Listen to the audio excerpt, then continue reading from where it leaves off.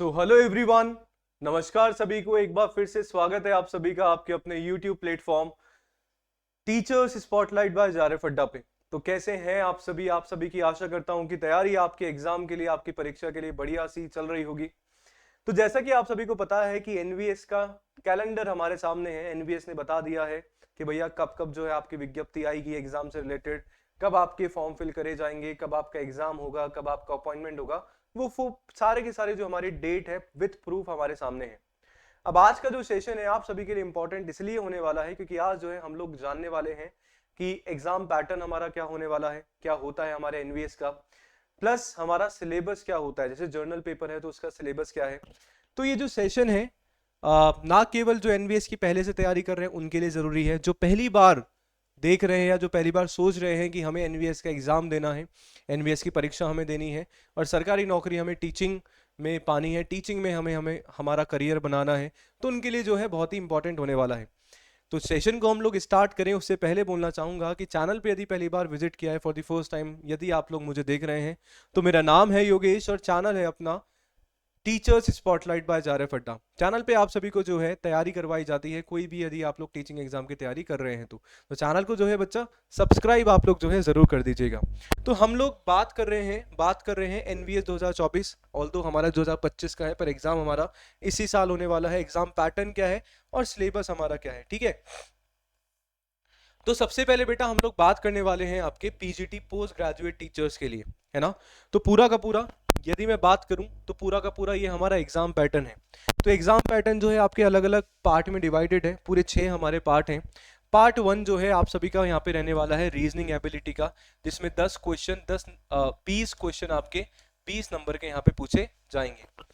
वहीं पार्ट 2 आपका general awareness, GK जिसको हम लोग बोल देते हैं यूजुअली, 10 क्वेश्चन 10 नंबर के पूछे जाएंगे। आईसीटी आपका जो कंप्यूटर है वहां से आपको 10 क्वेश्चन 10 नंबर के आएंगे और साथ में टीचिंग एप्टीट्यूड आपका आएगा जहाँ पे 10 क्वेश्चन 10 मार्क्स के आप सभी को देखने को मिलेंगे। मतलब एक क्वेश्चन का 1 मार्क्स यहाँ पे आप सभी को दिया जाएगा। तो ये टोटल जो है यहाँ तक का हमारे पास हो जाता है 50 नंबर का, ठीक है। उसके बाद हमारा डोमेन नॉलेज आती है, जिसको और 5 पार्ट में हम लोग डिवाइड कर लेते हैं। पहला हमारा सब्जेक्ट स्पेसिफिक, जो जैसे मान लो पीजीटी कॉमर्स के लिए मैं तैयारी करूंगा या आप लोग कोई भी मान लो पीजीटी इकोनॉमिक्स पीजीटी हिस्ट्री के लिए तैयारी कर रहे हैं तो वो डोमेन सब्जेक्ट का आएगा आपका। देन आपका हमारा क्रिटिकल और क्रिएटिव टीचिंग बेस्ड क्वेश्चंस आप सभी के आएंगे। एक्सपीरियंस और एक्टिविटी बेस्ड पेडागोजी आपकी आएगी। एनईपी आपका पूछा जाएगा और आपका खेलो इंडिया, ये केवल वो है जो पीटी के लिए है। तो कुल मिला के ऐसा जो है आपका यहाँ पे 80 प्रश्न बनेंगे 80 नंबर के, ठीक है। देन हमारे पास पार्ट 6 होता है लैंग्वेज कॉम्पिटेंसी टेस्ट। जैसा कि आप सभी को पता है ईएमआरएस का एग्जाम यदि आप लोगों ने दिया होगा तो सेम पैटर्न पे है, केवी एनवीएस के पैटर्न पे ही है ना। तो बेटा वही है, लैंग्वेज कॉम्पिटेंसी में आपका हिंदी और इंग्लिश होगा 10-10 नंबर का। 40% मार्क्स लाना मतलब 4 नंबर लाना जरूरी है, 4 नंबर इंग्लिश में 4 नंबर हिंदी में। नहीं लाते हो तो ऊपर का काउंट नहीं होगा। तो टोटल बच्चा आप सभी का हो जाता है कितना सर जी, 150 क्वेश्चन आएंगे 150 नंबर के, ठीक है। एक क्वेश्चन पे 1 नंबर आपको मिला जाएगा और डेफिनेटली यहाँ पे आपके नेगेटिव मार्किंग है 0.25 का। आशा करता हूँ कि पीजीटी का जो एग्जाम पैटर्न है आप सभी को क्लियर हो गया होगा। नेक्स्ट बात करें टीजीटी की, ट्रेंड ग्रेजुएट टीचर की, तो थोड़ा सा डिफरेंस है। क्या, पीजीटी में 20 रीजनिंग के क्वेश्चन है, टीजीटी में आपके पास केवल रीजनिंग के जो है 10 क्वेश्चन आएंगे, बाकी एज इट इज जो है आप सभी का रहने वाला है। और एक और छोटा सा बदलाव है यहाँ पे आपका जो लैंग्वेज कॉम्पिटेंसी टेस्ट होगा वो आपके 3 लैंग्वेज हो जाएगी। एक तो आपका हिंदी, एक आपकी इंग्लिश और थर्ड लैंग्वेज आपकी रीजनल लैंग्वेज होगी जो भी आप सेलेक्ट करेंगे, ठीक है। तो वहां पे भी आप सभी को 40% यानी कि 40% ईच, हर एक में 40% मार्क्स लाना जो है जरूरी आपके लिए हो जाता है। आशा करता हूं कि टीजीटी और पीजीटी के पैटर्न में क्लैरिटी हो गई होगी, मिल गई होगी। कुछ भी डाउट होता है तो कमेंट में आप लोग जो है पूछ सकते हैं, डेफिनेटली ट्राई किया जाएगा आपको आंसर देने का, ठीक है। चलो बात करूं मैं यदि सिलेबस की, तो हमारा जो है सिलेबस क्या होता है, मतलब जैसे जर्नल पेपर की मैं यूजुअली बात करूं, जर्नल पेपर की, अब जैसे आप लोग एनवीएस की वेबसाइट पे जाएंगे तो पिछली बार का 22-23 वाला आप लोग देखोगे ना, तो वहाँ पे पूरा का पूरा सिलेबस है आपके टीजीटी का पीजीटी का, एनवीएस की वेबसाइट पे मिल जाएगा। मैं आप सभी को जर्नल पेपर का बता देता हूँ, ठीक है। तो जर्नल पेपर में हमारे कौन कौन से सब्जेक्ट्स हैं वो तो मैंने बता ही दिए, कौन कौन से टॉपिक्स उन सब्जेक्ट्स में से आप सभी से जो है पूछे जाएंगे, उसके बारे में जो है अभी अपन एक बार में थोड़ा सा रूबरू हो लेते हैं इसके बारे में भी। चलो आप देखो, आशा करता हूं कि विजिबल जो है आप सभी को होगा। चलो तो सबसे पहले रीजनिंग की हम लोग बात करें। रीजनिंग की यदि हम लोग बात करें तो आपके पजल और सीटिंग अरेंजमेंट है, डेटा सफिशिएंसी है, स्टेटमेंट बेस्ड क्वेश्चंस है, इनइक्वालिटी आपका हो गया, blood relation, sequence and series, direction, text, assertion, reason, Venn diagrams.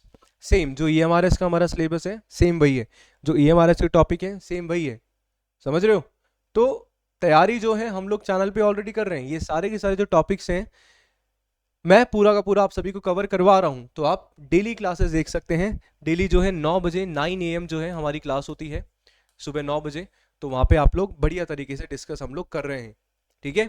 चलो इसके बाद न्यूमेरिक एबिलिटी में हमारे नंबर सिस्टम, थोड़ा सा यहाँ पे मैथ्स का भी हमारा आ जाता है, ठीक है। न्यूमेरिक एबिलिटी में आपके नंबर सिस्टम हो गया, simple interest, compound interest, simplification, time and work, average, data interpretation, right. Next हमारा बेटा जनरल अवेयरनेस होता है, जिसमें करंट अफेयर्स के साथ हमारे जो करंट अफेयर्स तो आएंगे ही, साथ में आपका थोड़ा सा जीके, आपका हिस्ट्री हो गया, पॉलिटी हो गई, ज्योग्राफी हो गया, और करंट अफेयर्स साथ में। और करंट अफेयर्स बोल रखा है एजुकेशन की फील्ड वाले। लैंग्वेज कॉम्पिटेंसी में इंग्लिश और हिंदी का हमारा सिलेबस है ही।